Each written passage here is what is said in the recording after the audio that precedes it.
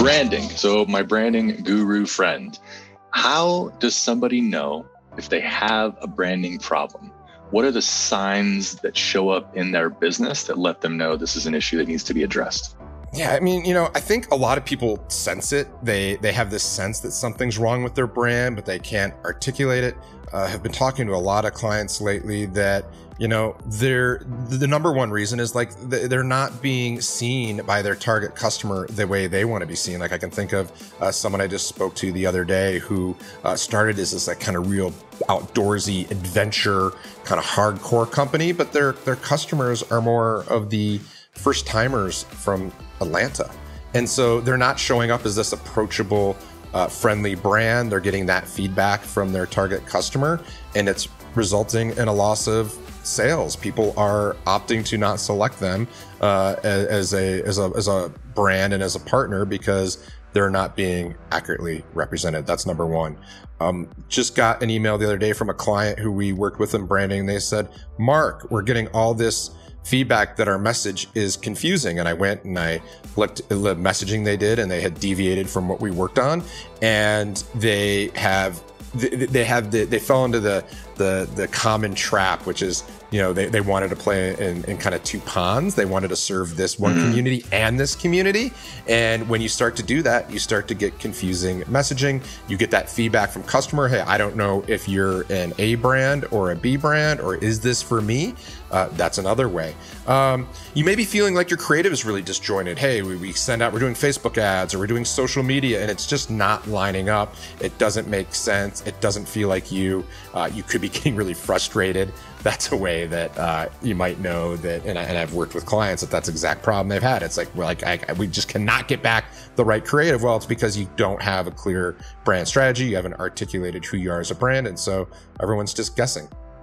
You may be just like fighting a price or a feature race to the bottom, and it's probably wearing you out, and you're getting it, price competitive. You keep lowering your rates, and here's just a little message for everyone out there. Only one competitor in your market, in your industry, can be the cheapest. Only one. And for everyone else, there's branding, and there's niching, and there's knowing who your customer is and finding that specific customer that loves what you do. The other one is you might have a marketing team and people are coming in. Maybe you've had turnover and you're hearing like, wow, I don't know what we sound like. I don't know how to, you have people who are sitting down and they're having a little bit of paralysis as they try to create content, and because they don't know the voice. Who are we? What do we sound like? Are we fun? Are we happy? What is this voice and tone of the brand? Probably have a branding problem. You also, my favorite is if you spend way too much time telling people what you do or what your business does, you've got a branding problem. So if you can't easily explain it, there's an old adage: if you have to explain the joke, it's not funny. You've already lost. Like if you have to really spend a lot of time explaining what you do, you've got a branding problem.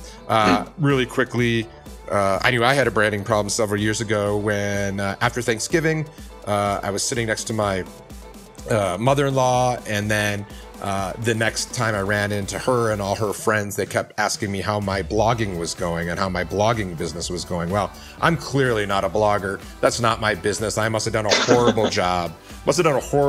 Explaining what I did for a living. And so I actually came up with a framework called the Thanksgiving dinner sentence, which is a way to put your brand into an elevator pitch that makes sense, that even your mother-in-law can understand it. So that might be a reason that you have a branding problem. A real easy one, your sales might be down. You might be losing traction to your competition. You might not be standing out. People are picking your competition over you. That's a problem. That's a branding problem. That's something that, that we can fix with branding, or at least address. You and your team might know you're awesome. Like, you look around, you're like, we are awesome. But, you're not getting that same response from your prospects and clients. And so you kind of know something's off. You're like, look, we're great. We're doing great work, but we're not getting that same response back from our clients. You may not be sure who your customers are or who to market to. That's a huge one. Hey, like, we're not sure if this is our customer or if this is our customer. That's actually a branding problem and something that needs to be addressed. And lastly, you may not be communicating in a cohesive way across all your channels, your website, your customer touch points, your customer service, your social media. What I mean by that is, say you show up on your website as this really avant-garde modern brand. You show up on Facebook and Instagram as a slovenly beer drinking brand, and you show up on LinkedIn as a super professional brand. Not only are you not consistent, you're coming off as like completely manic and psycho, like you're multiple personalities all over the place. Now, before you say anything, YouTube and people watching this, yes, you have different voices. You can show up a little bit different on different channels for the medium, and we can talk about that at some point, but there's always a common thread. There's always that common, it's like when I show up different places, right? Like I show up to a client a little bit differently than well, not always, but theoretically a little bit different when I show up to happy hour or when I show up to my friends on the weekend, but it's still Marc Gutman. Like it's still Marc Gutman. It's authentic. Core. It's authentic. My core values are still there. You still know it's me. There's not that much of a departure from Marc Gutman. Think of that of your brand. Like how would your brand, remain true to itself, but show up on Instagram, show up on LinkedIn, show up on your website. And so those are all things that we can look at when we're trying to assess if you have a branding problem. And if anything like that, is resonating with you, then you may have a branding problem. All right. I have one tough question for you. That was super insightful. Thank you, my friend. And it just thought of an old product when I first started this agency 20 years ago that came to us for an e-commerce website. It was diaper cakes. How do you tell somebody if you have a branding problem or you have a product, like your product sucks, right? How do you have that conversation, or is that not the brand expert's place?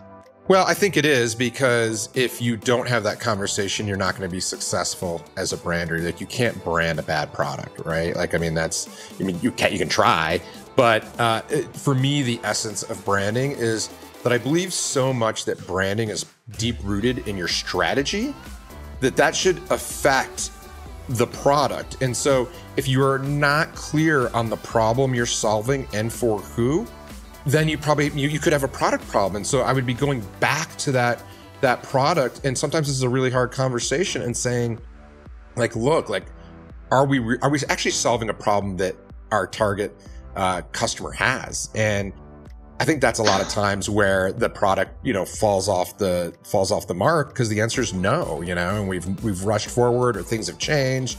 The world, and this is just something else I'm totally fascinated with, is relevancy. And how do we, as we grow as brands and as the world is growing at different rates, how do we stay aligned? Because like, I guess in my mind, this would be the alignment, right? Like you'd be like this, but sometimes we're growing faster or slower. Sometimes the world around us is.